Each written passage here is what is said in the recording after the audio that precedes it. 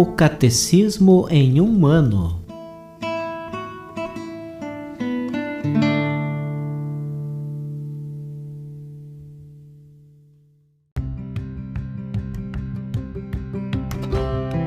Olá, eu sou o Alesiandro, seminarista da Diocese de Ponta Grossa, Paraná. Você está ouvindo o podcast O Catecismo em um ano. Vamos ler todo o Catecismo da Igreja Católica ao longo de 365 episódios. Estamos utilizando a tradução em português apresentada pela CNBB em 2013, baseada na edição típica em latim.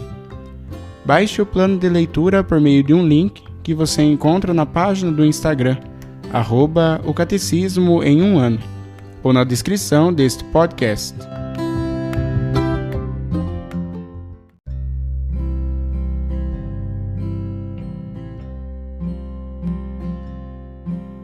Este é o dia 91 do podcast O Catecismo em um ano. Nós estamos lendo a primeira parte do Catecismo sobre a profissão de fé, na segunda sessão sobre os símbolos da fé, no capítulo 3, Creio no Espírito Santo. E hoje nós iremos ler os números de 691 a 701.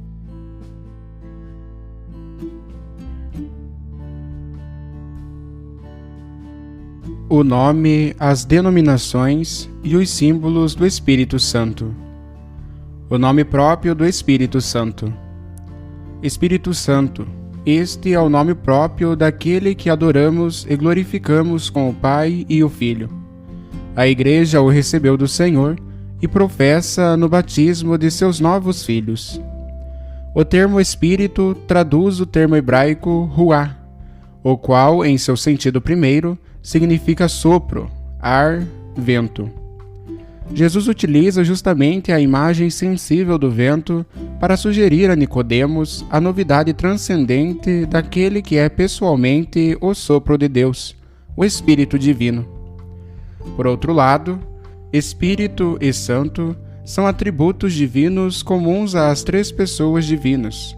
No entanto, ao juntar os dois termos, a Escritura, a liturgia e a linguagem teológica designam a pessoa inefável do Espírito Santo, sem possibilidade de equívoco com os outros empregos dos termos Espírito e Santo. As denominações do Espírito Santo.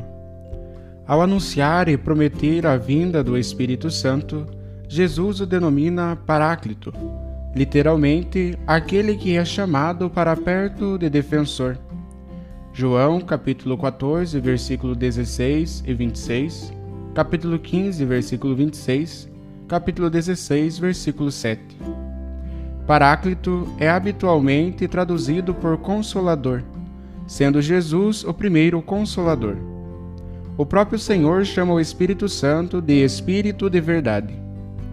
Além de seu nome próprio, que é o mais empregado nos Atos dos Apóstolos e nas Epístolas, encontram-se em São Paulo as denominações: o Espírito Prometido, Gálatas capítulo 3, versículo 14, Efésios capítulo 1, versículo 13, o Espírito de Adoção, Romanos capítulo 8, versículo 15, Gálatas capítulo 4, versículo 6, o Espírito de Cristo, Romanos capítulo 8, versículo 11, o Espírito do Senhor, 2 Coríntios, capítulo 3, versículo 17. O Espírito de Deus, Romanos, capítulo 8, versículo 9 e 14, capítulo 15, versículo 19. 1 Coríntios, capítulo 6, versículo 11, capítulo 7, versículo 40. Em São Pedro encontra-se o Espírito de Glória. 1 Pedro, capítulo 4, versículo 14. Os símbolos do Espírito Santo. A água. O simbolismo da água é significativo da ação do Espírito Santo no batismo, pois, após a invocação do Espírito Santo, ela se torna o sinal sacramental, eficaz do nosso nascimento. Assim como a gestação de nosso primeiro nascimento operou-se na água, da mesma forma também a água batismal significa realmente que o nosso nascimento para a vida divina nos é dado no Espírito Santo. Batizados em um só Espírito, também batizados num só Espírito. 1 Coríntios capítulo 12, versículo 13. O Espírito é, pois, também pessoalmente, a água viva que jorra de Cristo crucificado como de sua fonte, e que em nós jorra para a vida eterna. A unção. O simbolismo da unção com o óleo também significa o Espírito Santo, a ponto de tornar-se seu sinônimo. Na iniciação cristã, ela é o sinal sacramental da confirmação, a qual é adequadamente chamada nas igrejas do Oriente de crismação. Para perceber toda a força deste simbolismo, há que retornar à unção primeira, realizada pelo Espírito Santo, a de Jesus, Cristo, Messias em hebraico. Significa ungido do Espírito de Deus.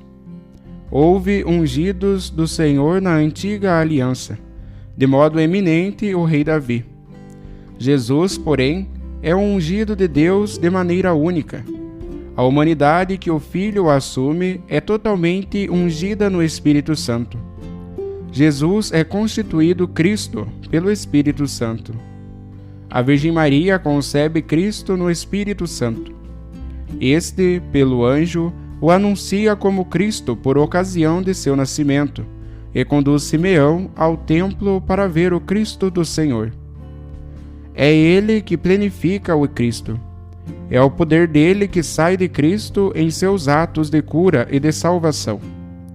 Finalmente, é ele que ressuscita Jesus dentre os mortos.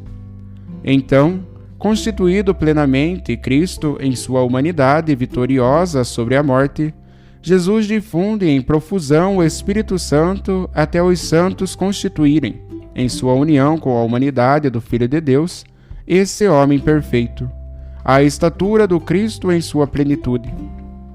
Efésios capítulo 4, versículo 13. O Cristo total, segundo a expressão de Santo Agostinho. O fogo. Enquanto a água significa o nascimento e a fecundidade da vida dada no Espírito Santo, o fogo simboliza a energia transformadora dos atos do Espírito Santo.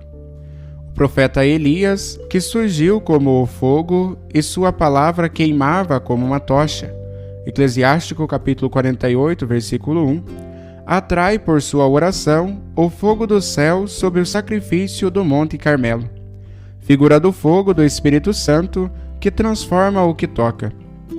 João Batista, que caminha diante do Senhor com o espírito e o poder de Elias, Lucas capítulo 1, versículo 17, anuncia o Cristo como aquele que batizará com o Espírito Santo e com o fogo, Lucas capítulo 3, versículo 16. Esse Espírito do qual Jesus dirá: fogo eu vim lançar sobre a terra, e como gostaria que já estivesse aceso. Lucas capítulo 12, versículo 49. Sob a forma de línguas, que se diriam de fogo, o Espírito Santo pousa sobre os discípulos na manhã de Pentecostes e os enche de si. A tradição espiritual manterá este simbolismo do fogo como um dos mais expressivos da ação do Espírito Santo. Não apagueis o Espírito. 1 Tessalonicenses capítulo 5, versículo 19. A nuvem e a luz. Estes dois símbolos são inseparáveis das manifestações do Espírito Santo.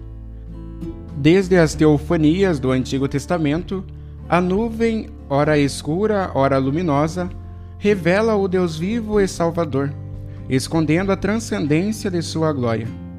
Com Moisés sobre a montanha do Sinai, na tenda de reunião e durante a caminhada no deserto, com Salomão por ocasião da dedicação do templo. Estas figuras são cumpridas por Cristo no Espírito Santo.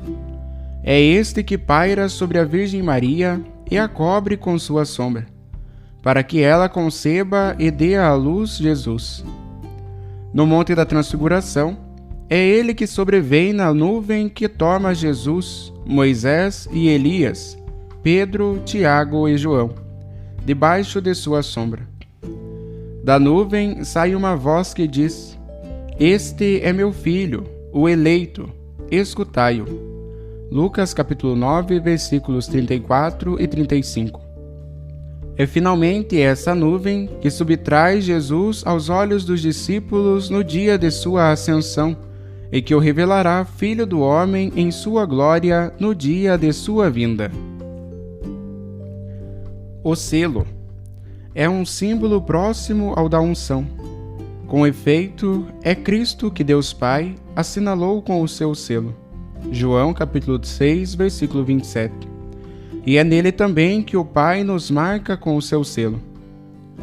Por indicar o efeito indelével da unção do Espírito Santo nos sacramentos do batismo, da confirmação e da ordem, a imagem do selo, spiragues, tem sido utilizada em certas tradições teológicas para exprimir o caráter indelével, impresso por estes três sacramentos que não podem ser reiterados. A mão. É impondo as mãos que Jesus cura os doentes e abençoa as criancinhas. Em nome dele, os apóstolos farão o mesmo. Mais ainda, é pela imposição das mãos dos apóstolos que o Espírito Santo é dado. A Epístola aos Hebreus inclui a imposição das mãos entre os artigos fundamentais de seu ensinamento. A Igreja conservou este sinal da efusão onipotente do Espírito Santo em suas epícleses sacramentais. O dedo. É pelo dedo de Deus que Jesus expulsa os demônios. Deu-lhe as 2 tábuas da aliança. Eram tábuas de pedra, escritas com o dedo de Deus. Êxodo capítulo 31, versículo 18. A letra de Cristo, entregue aos cuidados dos apóstolos, é escrita com o Espírito de Deus vivo, não em tábuas de pedra, mas em tábuas de carne, nos corações. 2 Coríntios capítulo 3, versículo 3. O hino Veni Creator Spiritus, vem Espírito Criador, invoca o Espírito Santo como o dedo da mão direita de Deus. Dextere Dei Tu Digitus. A pomba. No fim do dilúvio, cujo simbolismo está ligado ao batismo, a pomba solta por Noé volta com um ramo novo de oliveira no bico, sinal de que a terra é novamente habitável. Quando Cristo sobe da água de seu batismo, o Espírito Santo, em forma de uma pomba, desce sobre ele e sobre ele permanece. O Espírito desce e repousa no coração purificado dos batizados. Em certas igrejas, a Santa Reserva Eucarística é conservada em um recipiente metálico em forma de pomba, o columbarium, suspenso acima do altar. O símbolo da pomba representando o Espírito Santo é tradicional na iconografia cristã.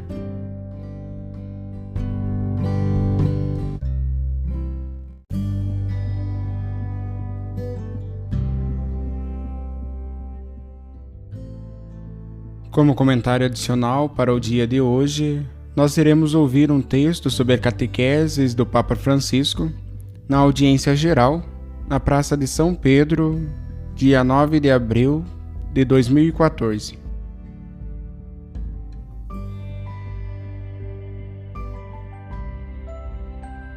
Os dons do Espírito Santo. Sabedoria. Prezados irmãos e irmãs, bom dia. Hoje damos início a um ciclo de catequeses sobre os dons do Espírito Santo.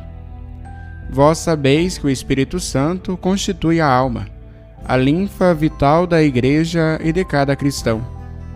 É o amor de Deus que faz do nosso coração a sua morada e entra em comunhão com cada um de nós. O Espírito Santo está sempre conosco, em nós, em nossos corações. O próprio Espírito é o dom de Deus por excelência, conforme João capítulo 4, versículo 10. Um presente de Deus, e por sua vez, transmite vários dons a todos os que o acolhem. A Igreja identifica 7, número que simbolicamente significa plenitude, totalidade. São aqueles que aprendemos quando nos preparamos para receber o sacramento da confirmação, e que invocamos na antiga prece da chamada sequência ao Espírito Santo.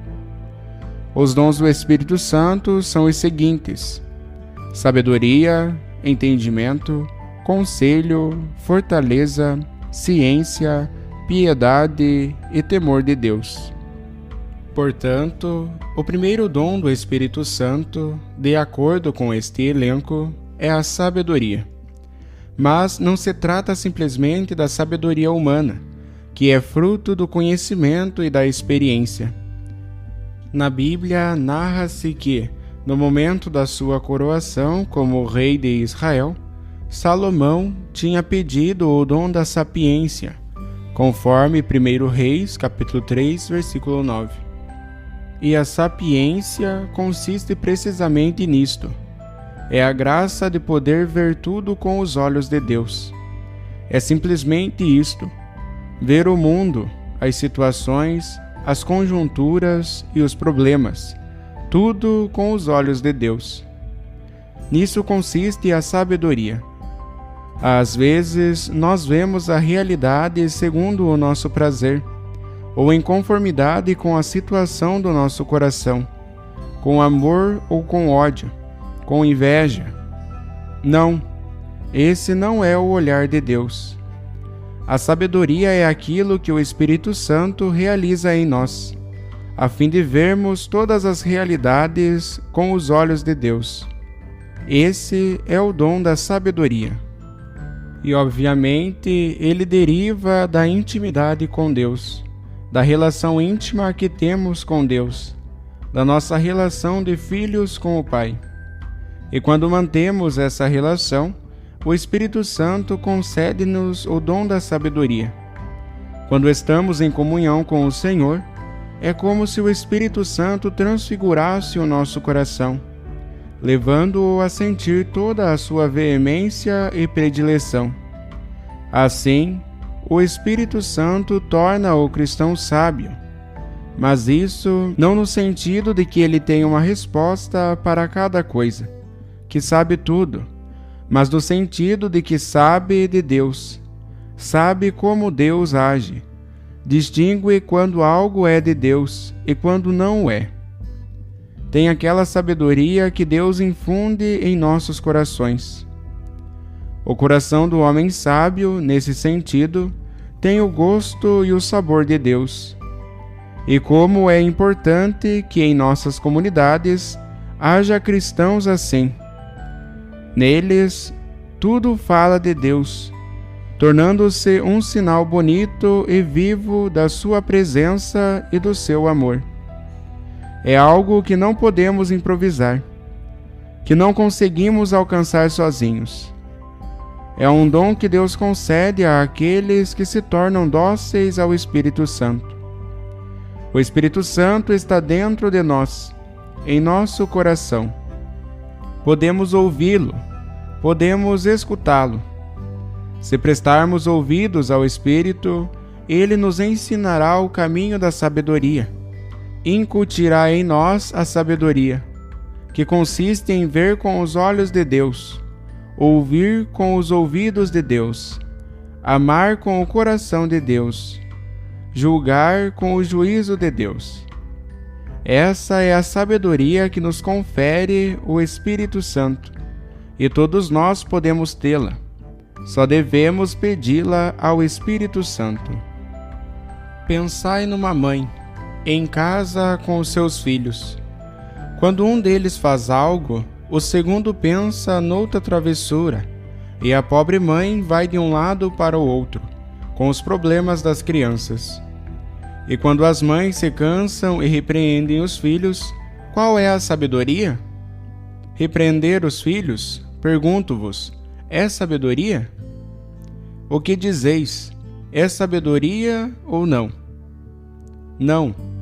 Ao contrário, quando a mãe pega no seu filho e o repreende docilmente, dizendo-lhe, não faça isto, por este motivo, explicando-lhe com muita paciência, isto é sabedoria de Deus? Sim, é quando nos dá o Espírito Santo na vida. Além disso, por exemplo, No matrimônio, os dois cônjuges, o esposo e a esposa, brigam e depois não se olham no rosto. Ou, quando se olham, fazem-no de cara torta. Isso é sabedoria de Deus? Não. Ao contrário, quando dizem: bem, passou a tempestade, façamos as pazes, e retomam o caminho em frente em paz. Isso é sabedoria? O povo, sim. Eis no que consiste o dom da sabedoria, que haja em casa, com as crianças e com todos nós. E isso não se aprende. Trata-se de um dom do Espírito Santo. Por isso, devemos pedir ao Senhor que nos conceda o Espírito Santo e nos confira a dádiva da sabedoria, daquela sapiência de Deus, que nos ensina a ver com os olhos de Deus, a sentir com o coração de Deus e a falar com as palavras de Deus. E assim, com essa sabedoria, vamos em frente, construamos a família, edifiquemos a igreja, santificando-nos a todos. Hoje, peçamos a graça da sabedoria e peçamo-la a Nossa Senhora, que é a sede da sabedoria, desse dom. Que ela nos conceda essa graça. Obrigado.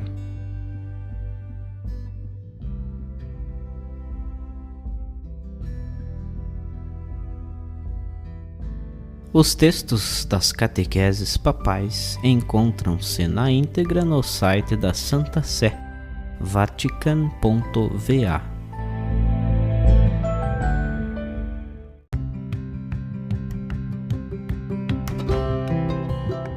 Você acaba de ouvir mais um episódio do podcast O Catecismo em um Ano.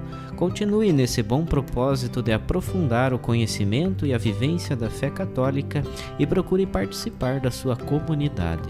Rezemos por todos que estão fazendo esse caminho de leitura do Catecismo. Até amanhã!